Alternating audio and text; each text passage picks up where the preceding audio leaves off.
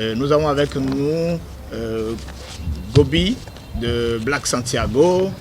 Et nous avons avec nous Louis Okeagbo, photographe, mais j'ai mis responsable de l'exposition qui va avoir lieu à partir de la semaine prochaine.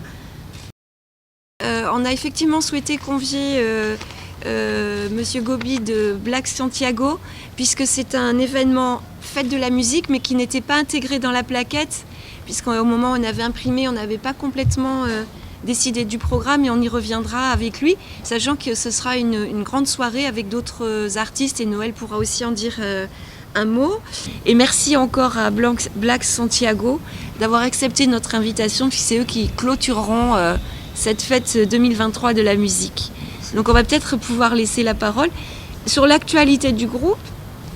L'orchestre a été fondé en 1964 par Feu Yance de Souza à Accra.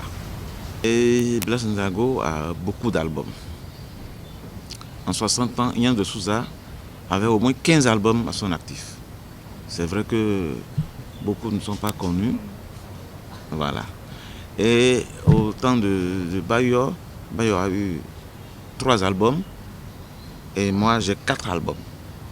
Voilà. Et d'autres ont eu l'idée d'écrire un scénario sur Black Santiago. Donc nous avons pu tourner une série qui est en cours actuellement. Une série de 8 épisodes. Et le nom de la série c'est Black Santiago Club, qui va sortir le 27 juin bientôt. Vous savez, la folie a été longtemps synonyme des déchéances sociales chez nous, où ces personnes, si vous êtes trisomique ou autiste, automatiquement vous êtes rejeté par la famille. Soit c'est la honte ou c'est la société qui ne voulait pas du tout. Et du coup, ma démarche, c'est d'aller vers ces personnes et de leur proposer de faire une photo. Et après, je retourne avec cette photo et puis je leur donne ces photos. Il y a 1 an déjà que l'Institut français a vu le travail et puis ils ont décidé de nous accompagner, d'où l'exposition qu'on va ouvrir le 8 prochain. L'idée, c'est de permettre de soigner ces personnes à travers l'art et de voir définir le talent qu'il y a en eux.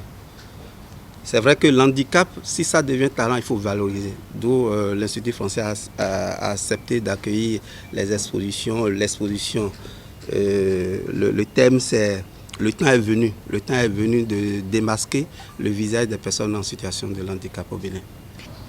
Donc ça sera ouvert au public à partir du 9 juin. Oui. Et on fera le vernissage la veille, vous recevrez les invitations. Mais franchement, je vous invite vraiment à venir voir ces œuvres. Le travail, c'est vraiment intéressant. Oui. En tant que l'art qui n'est pas réfléchi, l'art qui raconte l'histoire. Et puis... Cette année, effectivement, moi je tenais vraiment à ce qu'on ait un axe jeune public, parce qu'on sait très bien que la population du pays est essentiellement jeune, et notamment très jeune, et que, hormis le conte, on n'a pas beaucoup de projets béninois qui sont créés pour le jeune public, en danse ou en théâtre notamment.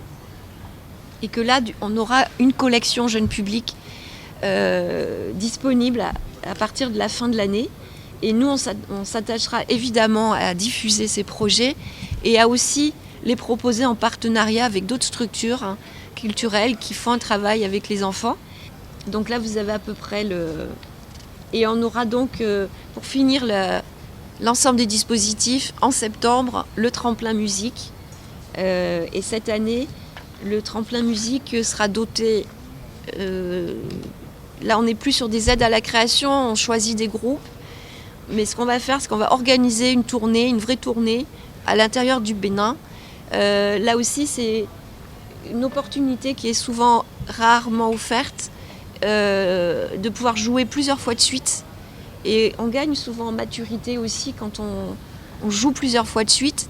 Et en maturité aussi professionnelle, c'est-à-dire qu'il ne s'agit pas d'arriver, de se dire on a le temps, on prend notre temps. Non, il faut être efficace, il faut aller vite, il faut être rangé, ordonné, bref. Donc il y a aussi des comportements professionnels qu'on peut acquérir dans ce type d'expérience. Et ça, donc, on l'organisera mi-septembre.